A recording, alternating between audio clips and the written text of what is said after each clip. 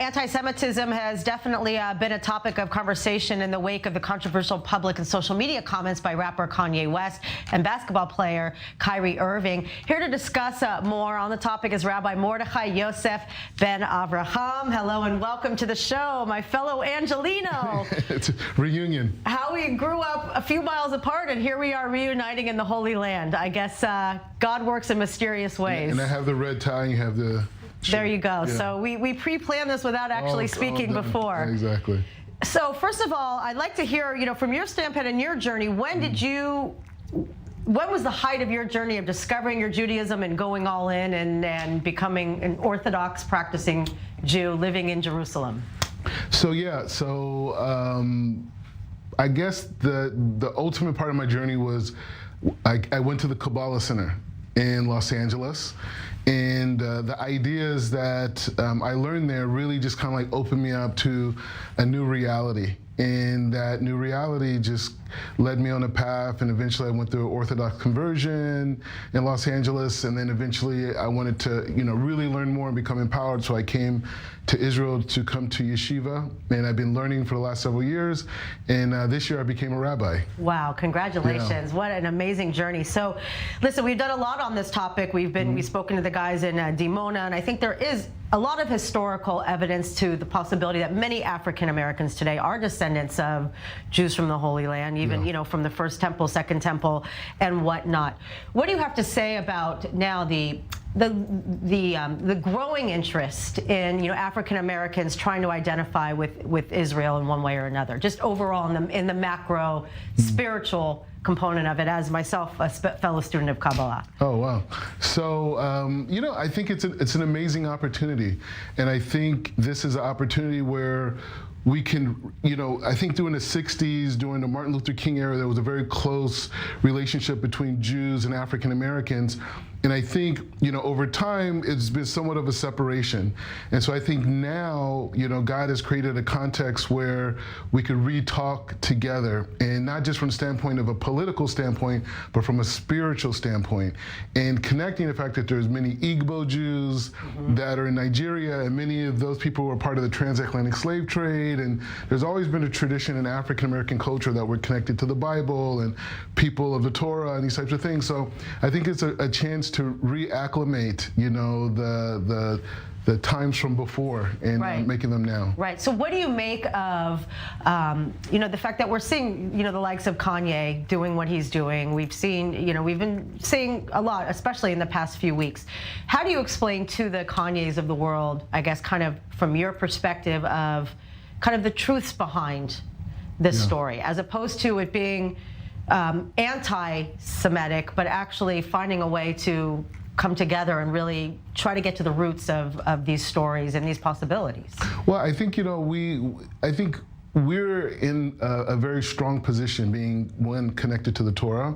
And I remember my journey when I was first going on the path of eventually becoming Jewish, that I also felt that frustration and knowing that there was more and not feeling like I was a part of it. I grew up with a lot of materialism and had a lot of success in my professional career, but there was still more that I wanted there. And so I think, us being able to communicate from understanding his frustration. And not just tell many people in the United States, but specifically in African American culture, have kind of like reached their edge with, the church and even ideas even in Islam, they're looking for something new. And I think with someone like Kanye West, we could talk to him about the holiness of the Torah and how it connects to his soul. And that's something you'll never get in the materialism world. Right. How much of an influence, from Farrakhan is still prevalent in the African American community? I mean, is there still kind of a link to that, which would explain anti-Semitic tendencies happening? I think there was a very big impact in the language that was used by people like Farrakhan and people in that movement, and I think there's still residue of that language, especially when it comes to frustration or Jewish and Black relations. I think Black people in general, I mean, when we get frustrated, sometimes we talk, very loud and very aggressively to each other.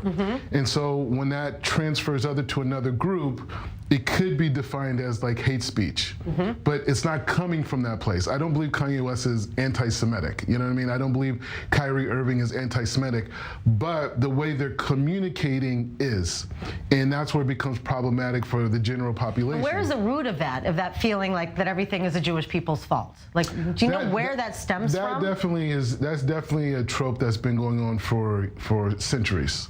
And it's been going on, it's been a tool that, you know, the people in power have always used Jews as a scapegoat. I mean, even in the Torah, you know, in the book of Shemos, you know, it talks about how the new Pharaoh came in and he didn't know Yosef, and he rallies all the people in Egypt to believe that the Jews are becoming numerous and they're taking over, you know, everything, and they may side with our enemies, and so we got to remove them out of power. That's in the book of Shemos.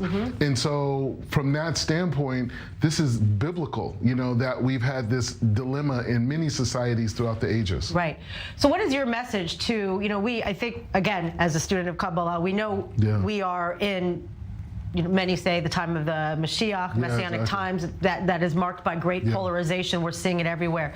As part of your journey, where do you think the solution, solution is not the right word, but you're one of hopefully others with a similar message. How do we come together and be able to talk about this so we don't continue to have generations of hate speech and anti-Semitism fueling social media and the public sphere?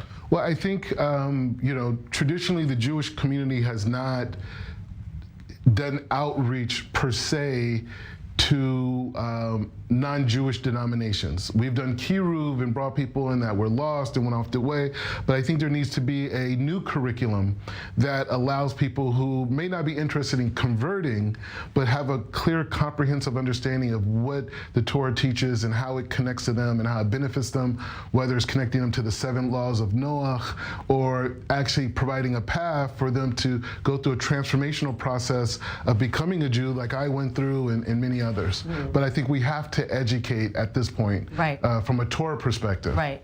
Amazing. Wow, I could go on and on. Thank you so much. You'll have to come back and we'll have to discuss some more. Thank you. The next time. Thank you, Rabbi Mordechai. Much appreciated. All the best.